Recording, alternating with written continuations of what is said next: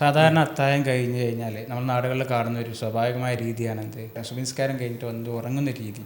ഇത് പൊതുവേ അക്യുപഞ്ചറിലൊക്കെ നമ്മൾ എന്ത് ചെയ്യാറുണ്ട്, അത് പ്രോത്സാഹിപ്പിക്കാറില്ല. പക്ഷെ ഇപ്പം ഈ രീതിയിൽ കാണാറുണ്ട്. ഇതിനെക്കുറിച്ച് എന്താണ് സാറിന് പറയാനുള്ളത്? നോമ്പിനും നോമ്പല്ലാത്തപ്പോഴും ആരോഗ്യകരമായിട്ടുള്ള ശീലങ്ങളൊക്കെ ഒരേപോലെ തന്നെയാണ്. പ്രത്യേകിച്ച് 5 to 7 ഇതിൽ അക്യുപങ്ചർ കൃത്യമായിട്ട് പറയുന്നുണ്ട്, അത് ലാർജ് ഇൻഡസ്ട്രീൻ്റെ പീക്ക് എനർജി ടൈമാണ്. എന്ന് പറഞ്ഞാൽ വൻകുടൽ കൃത്യമായിട്ട് പ്രവർത്തിക്കേണ്ട സമയമാണ്.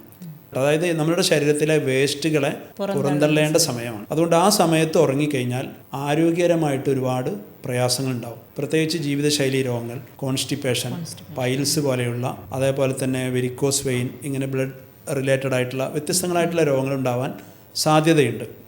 നോമ്പിനും ഇത് ബാധകമാണ്. അത്താഴം കഴിഞ്ഞ് സുബഹി നിസ്കരിച്ച ഉടനെ എന്ത് ചെയ്യാണ്, ഉറങ്ങുകയാണ്. ഇപ്പോൾ നോമ്പിൻ്റെ പ്രഭാത സമയങ്ങളിലൊക്കെ നമ്മൾ വീടുകളിലൊക്കെ ചെന്ന് നോക്കിക്കഴിഞ്ഞാൽ അർദ്ധരാത്രി വീട്ടിൽ ചെന്ന പോലെയാണ്. എല്ലാവരും മൂടി പുതച്ച് വാതിലൊക്കെ കുറ്റിയിട്ട് നല്ല ഉറക്കത്തിലാണ്. എന്നാൽ മതപരമായിട്ട് നോക്കിക്കഴിഞ്ഞാൽ ഇത് തെറ്റാണ്.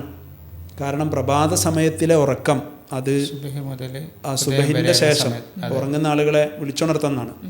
എന്ന് പറഞ്ഞാൽ ആ സമയത്ത് ഉറങ്ങുന്നത് അവർ ബർക്കത്തില്ലാതാവുന്നതാണ്. അപ്പോൾ ഏത് രീതിയിൽ നോക്കിക്കഴിഞ്ഞാലും, ആരോഗ്യശാസ്ത്രം അനുസരിച്ച് നോക്കിക്കഴിഞ്ഞാലും, മതപരമായിട്ട് നോക്കിക്കഴിഞ്ഞാലും ആ സമയത്ത് ഉറക്കം തെറ്റായിട്ടുള്ള കാര്യമാണ്. മാത്രമല്ല ആ സമയത്ത് ഉറങ്ങുന്ന ആളുകൾക്ക് ക്ഷീണം കൂടുതലായിട്ട് കാണാറുണ്ട്. ഇപ്പോൾ നോമ്പിന് നമ്മൾ അത്താഴം കഴിക്കുന്നതിനെക്കുറിച്ച് ചർച്ച ചെയ്തതും എല്ലാം, ഭക്ഷണത്തെക്കുറിച്ചൊക്കെ ചർച്ച ചെയ്യുന്നത് നോമ്പിൻ്റെ പകലിലെ ക്ഷീണം കുറക്കാനാണ്. എന്നാൽ നോമ്പിൻ്റെ പകലിലെ ക്ഷീണം കൂട്ടുന്നതാണ് അത്താഴത്തിൻ്റെ ഉടനെയുള്ള ഉറക്കം.